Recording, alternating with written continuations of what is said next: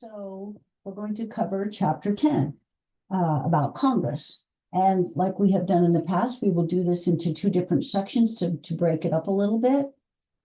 So let's talk about Congress.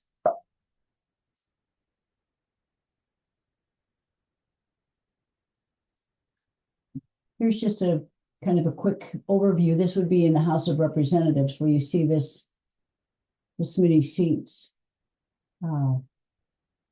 The Senate chambers is not as large as the House of Representative chambers. Looks like maybe it's Nancy Pelosi in the background. So this is an older picture. So Congress. Congress is a bicameral legislature. Like we've talked about before, it has two chambers. There's the House of Representatives and there's the Senate. So two-chamber or bicameral. And members of Congress are expected and elected to be responsive to their constituents, which are basically the people who live in their district, if it's a member of the House of Representatives. And if it's a senator, they are their constituents are the entire state.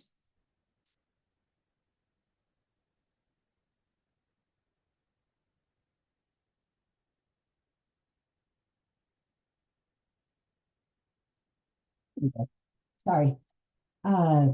So how is the creation? How is it created in the Constitution? The largest part of the Constitution is the creation of Congress, or the House and the Senate. It's found in Article 1, Section 2. Those that are elected to the House of Representatives are elected to a two-year term. They have to be at least 25 years old. They have to have been a citizen of the United States for at least 7 years. There is a total of 435 members. That number was determined by an act of Congress. Congress set that number in about, let's see, I think 1926. And the fewest number, every state's guaranteed at least one representative. And the most is 52, which is in California. Senators are elected to a 6-year term. They must be at least 30 years old, a citizen for at least 9 years, and there are 100 members, obviously, 2 from each state. So together, there are 535 between the House and the Senate total. There's some additional differences between the House and the Senate. House members are elected directly by the people in their compact district or whatever, compact in their district, based on population. So the number of members in the House will be determined by how many people live in their actual state. The senators are elected statewide. The entire state votes on the senators. That's a change. That's a change made by the 17th Amendment. Senators used to be elected by state legislatures, and then that was an amendment to the Constitution. So House districts tend to be very homogeneous, very similar. The people are very similar. They tend to focus on more narrow legislative areas that affect their local constituency, not a statewide constituency. They tend to have more specialized interests.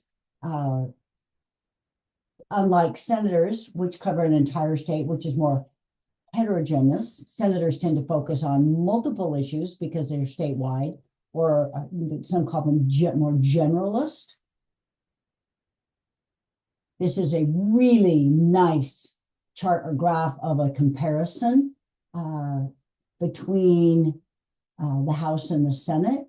So senators just tend to be older. I mean, none of them, there's not a single senator that's 30, but senators tend to be a little bit older. They serve longer. There's 2 per state versus based on population. Some House is local and the Senate is statewide as far as who's electing them. Great chart.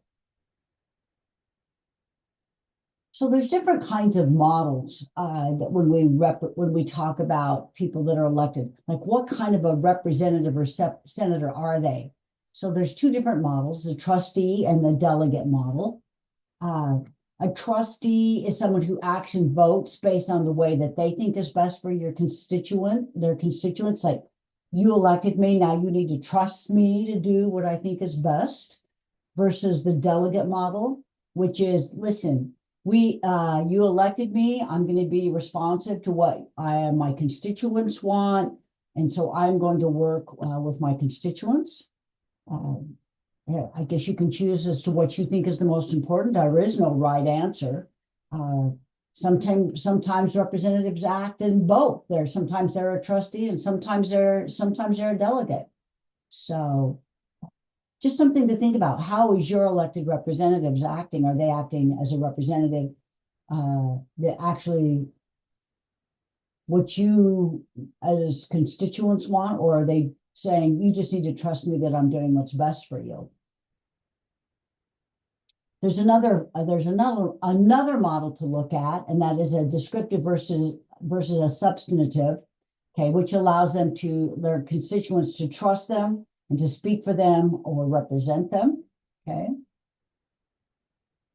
In the descriptive model, or in the descriptive way of looking at these, they would have a similar background. They would be maybe reflective of the predominant religion or educational background of their constituents. So this is based on the idea that if there are two individuals similar in background, so their voters, their constituents tend to be more rural, then their representative may be more descriptive in how they represent. A voter looks at them and says, this person looks like me or reminds me of myself. The other is a more substantive representative or representation. Okay.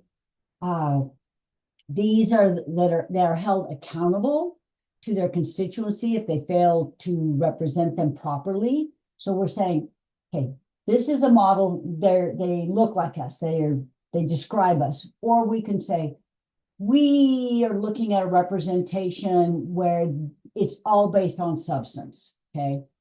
So I don't know which one you think works the best, a descriptive, somebody that's more like you, or somebody that's substantive. Okay. Is there a lot of overlap? Yeah, absolutely. Okay. If we hold people accountable that act in their own interests, that don't represent their constituents, it's a concern. But we do tend to elect people who are like us, think like us, maybe have some of the same values, concerns, but we also want somebody with some substance. So let's look at some of the members of Congress, what their predominant, if we were to describe them descriptively, what would they be? They are overwhelmingly Protestant-based religiously. I'm not saying Protestant, but a Protestant-based type religion. The next highest population are Catholics. Race and gender, this isn't a difficult one to figure out. They're overwhelmingly male, especially in the Senate. There's getting to be more and more female members in both houses, more so in the House. That number of females continues to go up.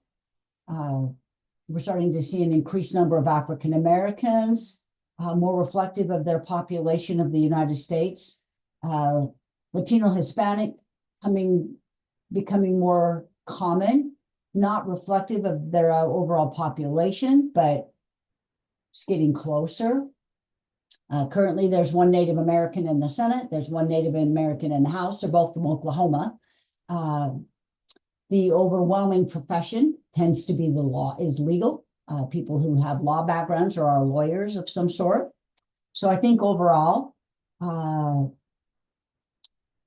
they're probably more educated than most Americans, and they're probably not really reflective of the nation as a whole, if you were to look at them, because the majority of population in the United States is female.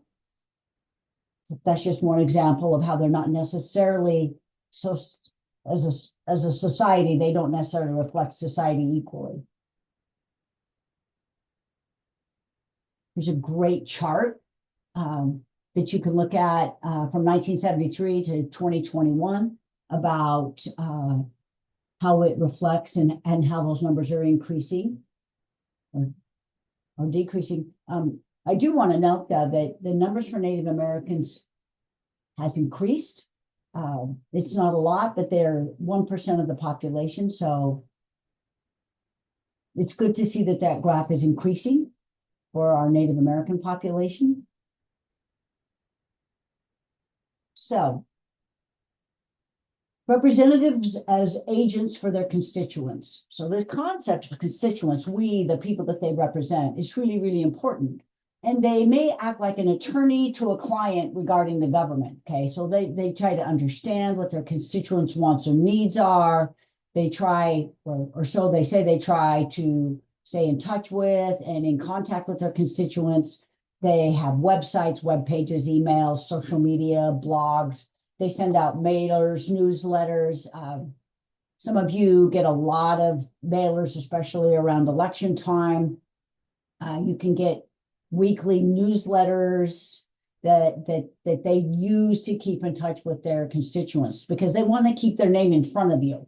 They want you to know who they are, and so you recognize them, especially when it comes time to vote. Even if you have negative feelings, just name recognition matters. They spend a considerable amount of time with their staffing trying to serve their constituents. That's the biggest amount of their casework is taking care of issues for their constituents. They may bring forth special bills or things that just deal with individual problems in their district or in their state. They can help them apply for federal benefits. Veterans frequently reach out to their members of Congress when they're having trouble with the VA, for example.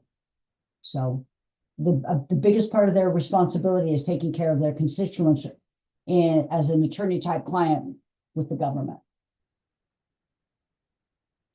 Okay, so and the election advantage. When we look at who gets elected, there are several factors that really help determine who's elected.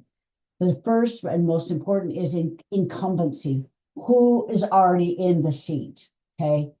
You have a tremendous advantage if you're the incumbent, if you're the sitting senator, if you're the sitting representative, because you collected a war chest. They call it a war chest. You've collected a significant amount of money from donors, interest groups, lobbyists, whatever, that tends to scare off challengers who don't have the same amount of money. So the incumbents have money, but clearly money is an issue. You've got name recognition. You've got constituents that you've been helping. So you've got a group of people that are built in, willing to support you. You've got something that's called franking privileges, which is the ability to send mail at no cost, not campaign information, but the ability to send out, these are updates, this is information, this is news that somebody that's running against you would never have. Okay. But you can definitely use franking to your advantage. And we'll talk more about this, but redistricting is very critical in how the lines are drawn to actually protect what are called safe districts, giving certain candidates or candidates from certain parties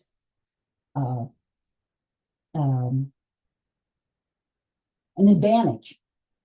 Okay, so here's a nice little chart about the history of how often incumbents are reelected.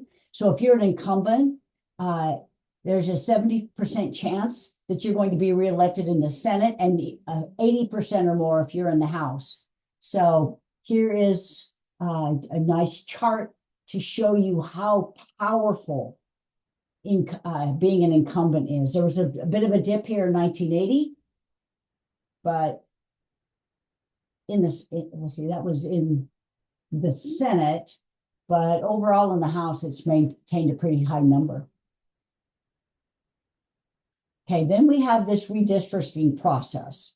And this is going to be part of your final application assignment, application 3. That's going to be coming up. I'm going to be assigning it very soon. And then when you look at the to-do assignments, you are going to see that I have created a third video to explain redistricting because it's just really complicated. And for you, it's complicated if I try to squeeze it in a really short amount of time. So I've created another video for you to watch to help you prepare for your application 3 assignment. So it's more clear. It's as clear as I can hopefully make it for you.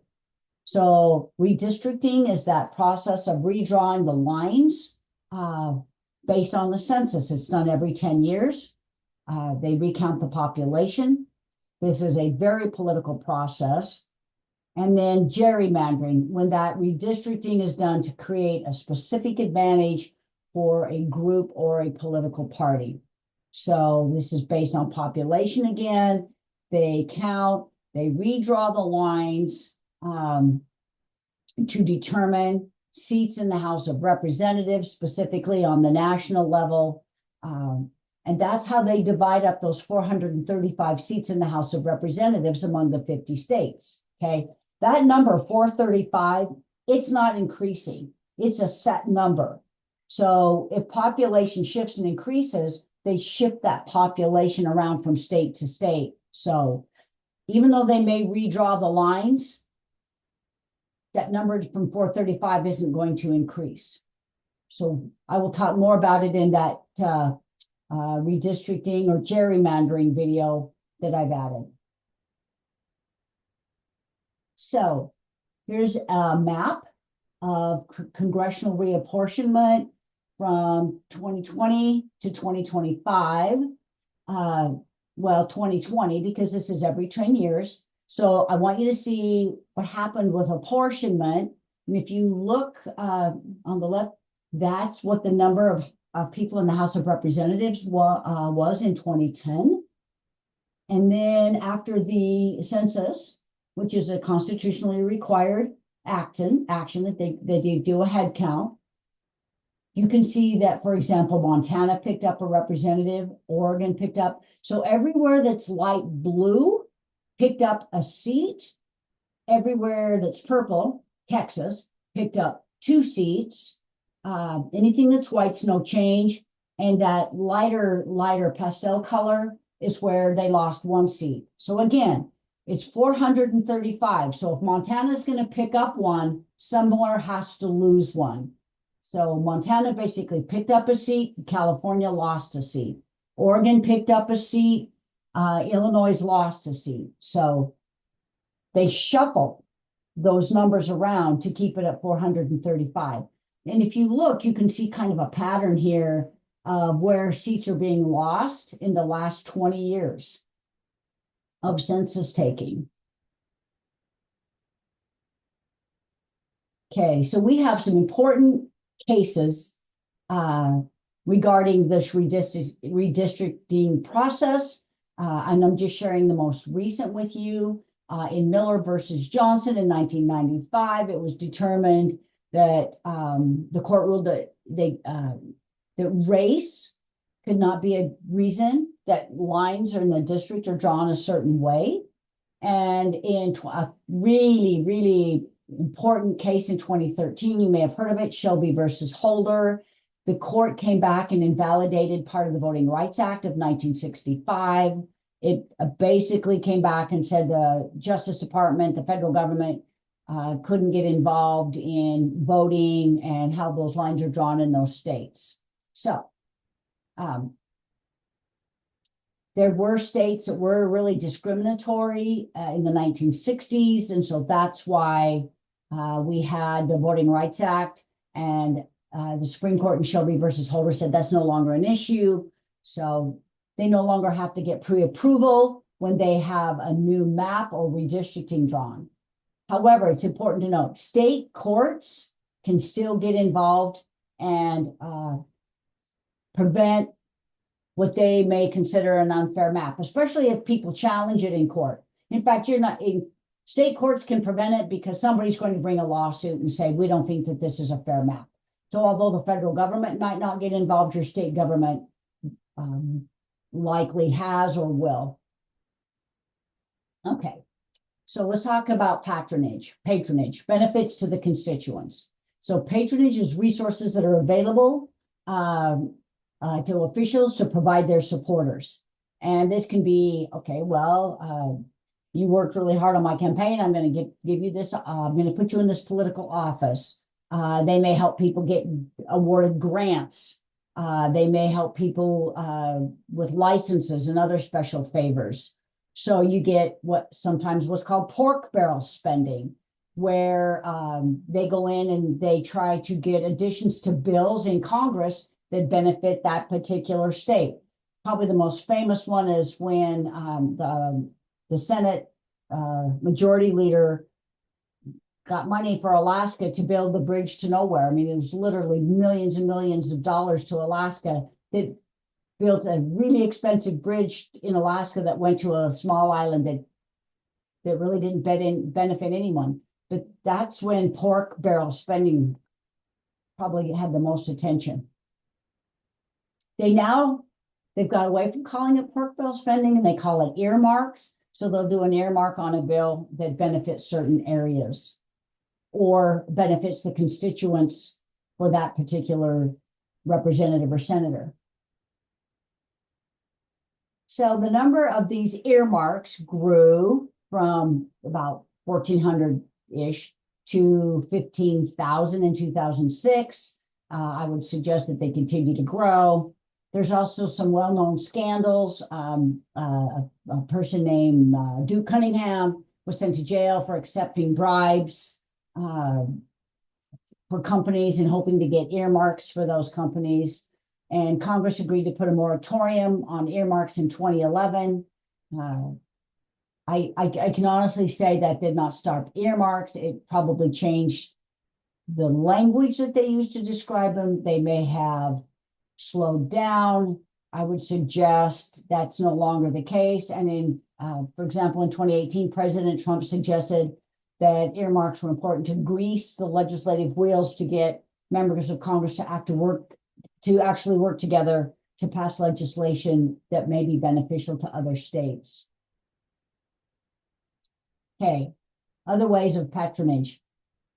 They're going to interfere with the bureaucracy or these administrative agencies. So again, they spend a lot of time working with these bureaucracies, seniors who are having trouble getting their Social Security or Medicare benefits figured out. Like I said earlier, the VA, the veterans, is a really common bureaucracy that veterans ask for help with.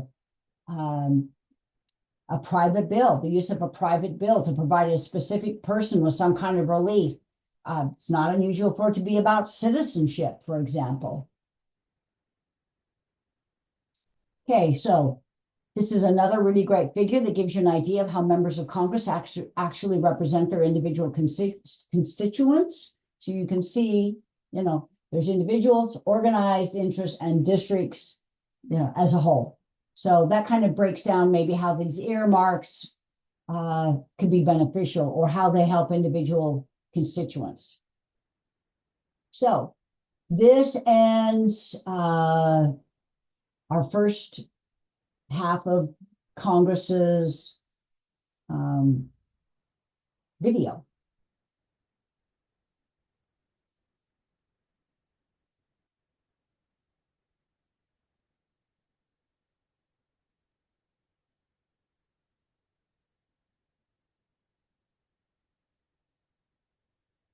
Okay, let's go to the second part. Part 2 of Congress. The organization. So it's really shaped by political parties. It's not in the Constitution. The Senate and the House has determined their own way that they're set up and organized. There's nothing about committees or political parties in the Constitution. They have done this themselves. And the Constitution says that they can organize themselves. So it's really, really shaped on party and who has the majority. They have a staff. The more powerful the member of Congress, probably the bigger the staff that they have. They have caucuses. They have rules. The House has their own very different kinds of rules. The Senate has their own different rules. They don't influence or have a lot of say over each other's rules. So it's about party leadership, okay? So party leadership is determined by through the election process, and it's called a conference. So when the House is coming together, they call them conferences, or the Republican Women's Conference, and with Democrats, it's called a caucus. Okay, so there's the Women's Caucus for Democrats and the Women's Conference for Republicans. The Speaker of the House is going to be whoever is picked by the leader of the majority party, and the chief presiding officer of the House of Representatives, and they tend to be the most influential person over the legislative process, the lawmaking process. Okay, so in leadership, they also elect other important leaders. Okay, the second person, by the way, in the House, the minority leader, okay, is the leader of the minority party. And then you have people that are called whips. And that's literally what they do. They whip their other people in the party into shape or into supporting whatever's happening to get them to support legislation. And the idea is let's whip these members into shape and into line and get them to vote the way they're supposed to. Okay. So Senate's organized differently. So they have what's called the President Pro Tem, who is the person who has been there the longest. They can be in their 90s. So whatever the majority party is, they are going to have a person who's got the most seniority and has been there the longest, and that would be the President Pro Tem. This is mostly ceremonial. They don't get any extra real power. Your real power is going to lie with your Senate majority leader and the Senate minority leader. They really control the Senate's calendar and their agenda. The leaders in the House are probably more powerful in some of the legislative process, but the Senate majority leader and Senate minority leaders are very significant. Okay, so party leadership is going to determine who's on what committees. So the committee system is just, there's different kinds of committees. You're going to need to know this. There are standing committees. There are select committees, there are joint committees, and there are conference committees, okay? So the standing committee is a committee that is always, a standing committee is a permanent committee. It's always there, like agriculture committee. There's always going to be an agricultural committee, okay? And they have the power to propose and write legislation, okay? They propose and write and introduce legislation, okay?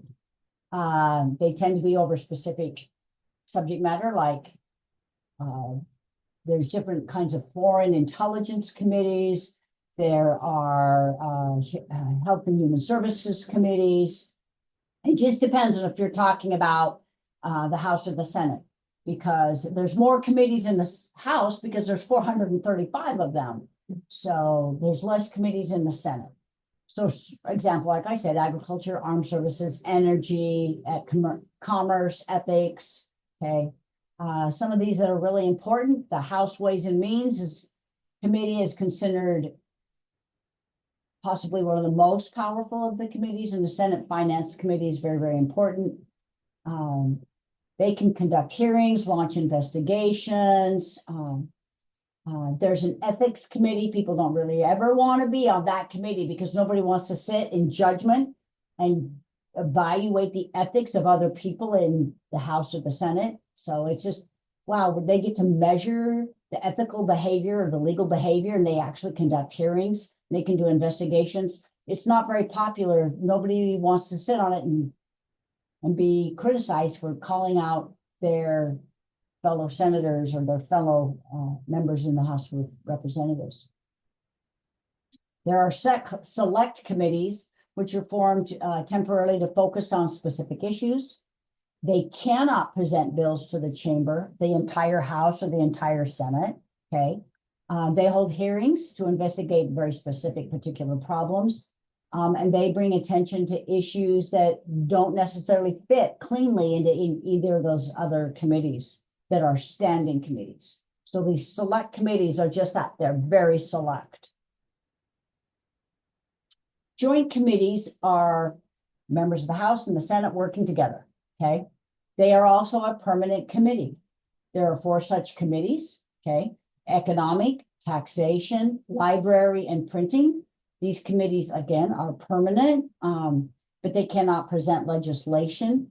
They just gather information and work on things that are just internal to the workings of Congress.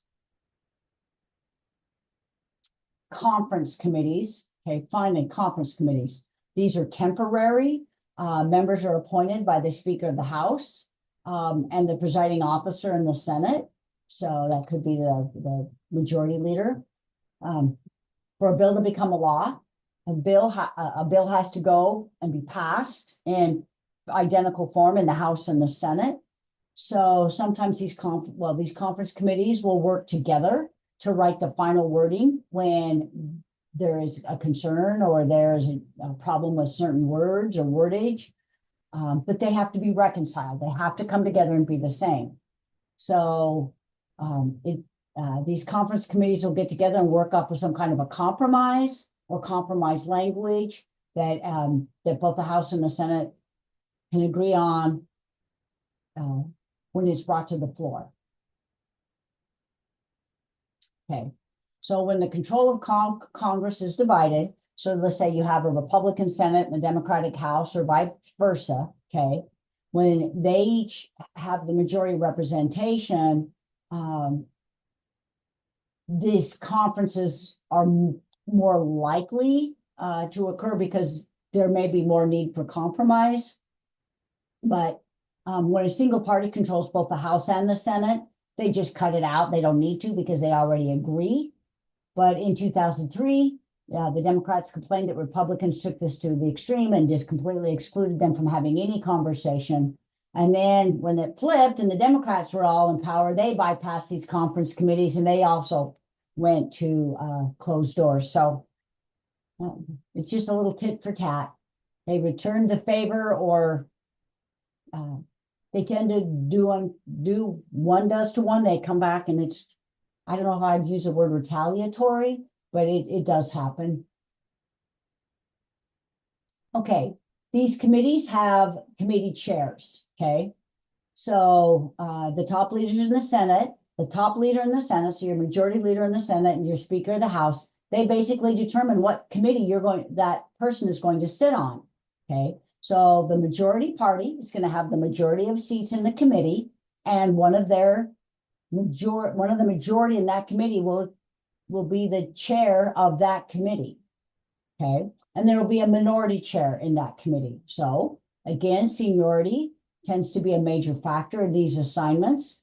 The most senior member tends to get the opportunity to chair that committee. There's been a few exceptions. Newt Gingrich, when he was the Speaker of the House, allowed freshmen and in 2007, Democrats allowed some freshmen the opportunity to choose their committees, but generally speaking, they're just assigned. The head of the Senate or the head of the House Speaker determines where they're going to go. But they're going to look at some things like, where's your area of expertise? Where would where would be a better fit for you? All of that matters. Okay, every committee of Congress has staff members. They handle constituent requests and services. They organize their casework, their hearings, their days, how their days are set up when they're going to meet with constituents. They tend to do a lot of the work with these administrative agencies or bureaucracies. They tend to do a lot of negotiating with lobbyists. They do quite a bit of policy analysis. If you get a letter from someone in the House or the Senate, it's very likely it's been written by a staffer. Okay, we've got other groups like the Congressional Budget Office, They all work for Congress. They're nonpartisan. They're a nonpartisan group.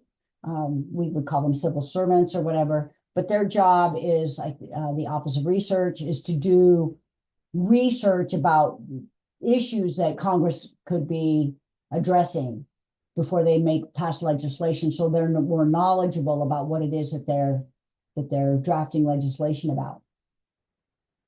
Okay, so congressional caucuses are groups of senators or members in the House who share common goals, and we talked about there's caucuses and committees. They've got things in common. So there's the Black Caucus, the Freedom Caucus, Women's Caucus. Okay, how a bill becomes a law, and the Schoolhouse Rock videos in our module this week. Okay, so first of all, a proposed law is a bill. Before something is a law, it starts out as a bill. It's submitted, and they can only be submitted by someone in Congress. Okay, I, as a citizen, can make a suggestion to my member in Congress, but I can't submit a bill. The president cannot submit a bill. Those have to be carried and brought by someone in the House or the Senate. Money or tax revenue bills, and this is according to the Constitution, have to start in the House of Representatives. Other general bills otherwise can start in the House or the Senate. Okay, whichever it's submitted to, it's given a number. It is then assigned to generally a subcommittee. And just side note, if they're taken serious, they're given a hearing, then they'll be placed on a calendar. But I will tell you, most bills never even get through a subcommittee to even get to a committee, any kind of a committee. Most bills die long before they ever even have any kind of a hearing. Okay, so subcommittees hold these hearings. This is not necessarily on the state level, I'm talking national government. So these subcommittees, they hold hearings, they bring in experts to talk about it, they can amend it, they can replace it, they can do markups where they sit and make these changes, okay? And that's where most bills go to die, but a few, will make it out to a full committee. And then the full committee may accept recommendations. They may even get a recommendation of do not pass, but they can still hear it or they can discuss it. They may start all over again and send it back down to a subcommittee. Okay. The full committee then has a choice. They can send it to the full floor for debate, or it has to go through the Rules Committee and make sure it follows legal muster. And the Senate requires a consent agreement with their bills. There are so many ways to stop the bill. In so many different places. It's kind of amazing how many bills actually even make it through.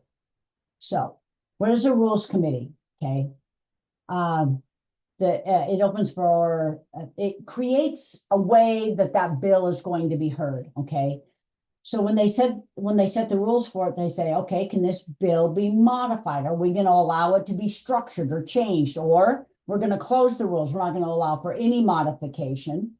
They can say, well, we're only going to allow this much discussion on the floor. We're not going to allow any amendments, or we're going to open it wide up for amendments. So that's an open rule, more debate, easier to add amendments. Okay. So in the House, that's determined by the Rules Committee. And in the Senate, they don't have those same rules. They get unlimited discussion. They have to have 60 votes to end a filibuster. And they have to have 60 votes for cloture, for cloture. But any senator can filibuster, but it takes 60 to have cloture, which basically means to close it down, to stop it. And a filibuster is just basically talking and talking and talking. So after the debate ends, leaders schedule a vote on the floor. It rarely comes to the floor if they don't think the bill is even going to pass. So they generally have a pretty good idea if it even gets to that point. I mean, I think more so lately, we're starting to see some that are close. But generally, the whip has got their party in line, and they have a pretty good idea who's going to support it or oppose it. Once it gets to the House or the Senate, it's going to go to the other side. They're going to make sure that the words match up. If not, it goes to a conference committee. They're going to reconcile it, and then it'll go through the same process on the other side. Or the bill just dies. So in your textbook, there's a model, and I'll get to this in just a minute, for how a bill becomes a law. And there's kind of some new process that have came in place due to partisanship.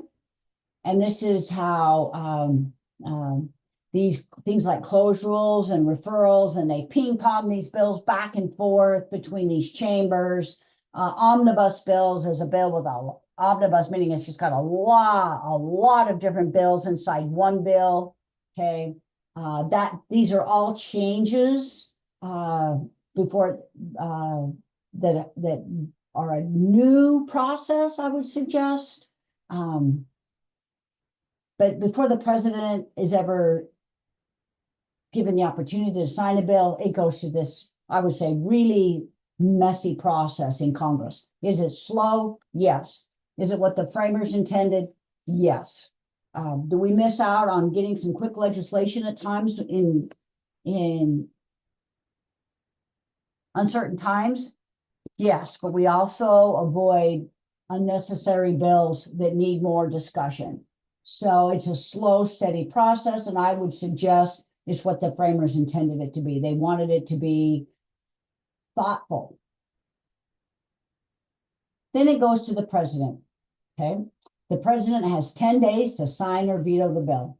If it does not act while Congress is in session, it just automatically becomes law after 10 days, okay? The president doesn't sign every bill. They don't even sign anything that's small or insignificant. The only time you really hear about the president signing a bill is if there's some kind of national significance to it. So president doesn't really care about it that much.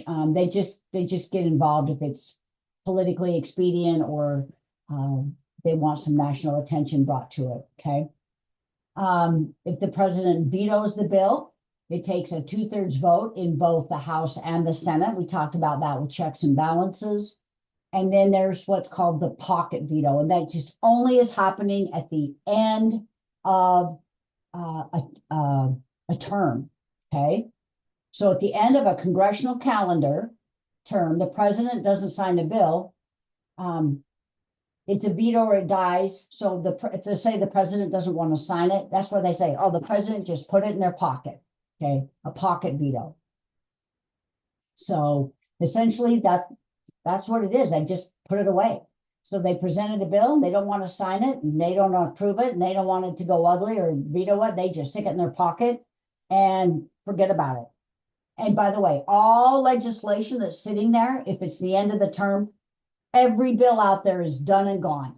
All of them, not just the ones that are in front of the president. All legislation is done at the end of a term. Okay. So study this figure in your book. It's 10.3. Be aware of it. Understand it. There could be a chance that you could be asked to explain the bill process. That's a big, strong suggestion for you. Okay. Okay. So there are a lot of factors that influence members of Congress when voting on legislation. Constituents are the most important, generally speaking. Legislators like to take them seriously. I'd say especially believe it's going to affect their ability to get reelected in the next election. So if it's going to keep me from getting reelected, they're probably going to think about it pretty seriously about how they vote. I always encourage people, if you feel strongly one way or the other, you need to call, email, visit your legislative person's office, whatever it is, if you feel strongly one way or the other about a bill, because they do care. They do care about being reelected, especially if they think it's going to affect their ability to not be reelected. Okay. Let's see. Interest groups also play a role because they tend to make sizable donations. So congressional leaders tend to pay attention to what interest groups are saying. Lobbying, again, they can lobby against you, really hurt you, or really help you. But research seems to indicate that donations themselves don't necessarily equal a vote.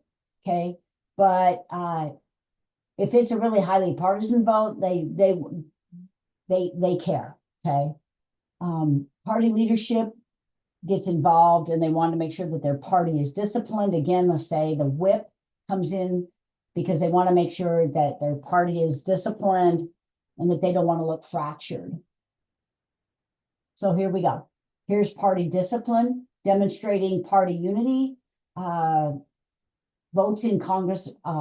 This goes up till about 2021. So you can tell how, if they are closely aligned. But if you look, so I want you to look at this chart for just a minute. If you look at about, oh gosh, 1980, 1965 to about 2000, look how quite closely aligned they were, but look at how partisan and separated it's becoming. So we're definitely becoming more partisan and more divided in Congress. Okay, so what are the tools that the party leaders have that they use? Okay, their leadership packs. They can make committee assignments. They have access to the floor. They're, again, the whip system. They've got log rolling. Okay, so they say, listen, if you'll support me on this bill, I'll support you on that bill. Okay, so if you'll vote yes on this, even though I don't like your bill very much, I'll support you. Pat my back, I'll pat yours. That's log rolling. Okay, if you can have presidential support and if they're from the same party, that can be very beneficial. And they can even say that to the president. I know that you're threatening to veto this, but we know there's some legislation that you want passed. So you support my bill, I'll support yours. Recent Congresses have been pretty notable for their inability. There's several listed here that are considered some of the least productive for the amount of legislation passed. Some are suggesting this very last term is going to rank right up there. We'll see. But it also depends on if the House or the Senate are of different parties. If they're of the same party, you're much more likely to get more legislation passed. If they're not, it's more likely that they're not. If you have a president from one party and the House and the Senate are from the other, it's less likely. If they're all from the same party, you get more legislation passed. There's less need for compromise. There's more likelihood that they're going to agree. Okay. So here's a classic log rolling. Republicans got more money for military spending in 1 year, and Democrats got more money for domestic programs. So they came together and they compromised. But again, Congress is more polarized today than they have been in the last century. So beyond legislation, okay, they are expected, and this is in your textbook, it is Congress's responsibility, based on the checks and balances system, to have control over many of the activities of the executive branch. Okay, and when I say executive branch, I just don't mean the president. I'm talking about the agencies, the organizations that Congress has created. The IRS is a creation of Congress. The Bureau of Indian Affairs is a creation of Congress. Okay, so Congress has the responsibility to control those bureaucracies. Okay. This is to ensure that because Congress controls the money, they control the purse, they want to make sure that that money is being spent correctly and that the laws are enforced properly. That is the responsibility of Congress. Okay. Congress is supposed to be the eyes on that, on those groups. Committees and subcommittees have the ability to subpoena, call people in to testify. The Senate also gives advice and consent for things like executive appointments, ambassadors, judges. They approve treaties. So the Senate is a powerful check. And finally, it goes beyond legislation. The removal of executive officials from the government occurs through a process called impeachment. And impeachment is a political process. Let me emphasize this.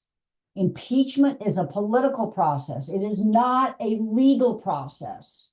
Okay, so there's a constitutional standard for impeachment that's called treason, bribery, or other high crimes and misdemeanors. Okay, but again, this is not, they're not going in front of a prosecuting attorney, for example. Okay, the House of Representatives acts like a jury, and they will issue articles of impeachment. Okay. So if somebody comes back and says, well, I wasn't given my legal rights, there are no legal rights, okay?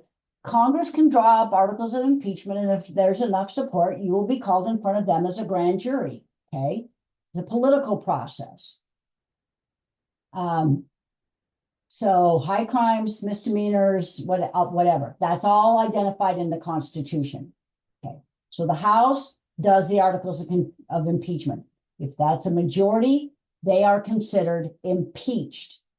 Then those go to the Senate, and the Senate actually conducts what we would consider to be a trial, yes or no. So the House impeaches, the Senate convicts, I guess.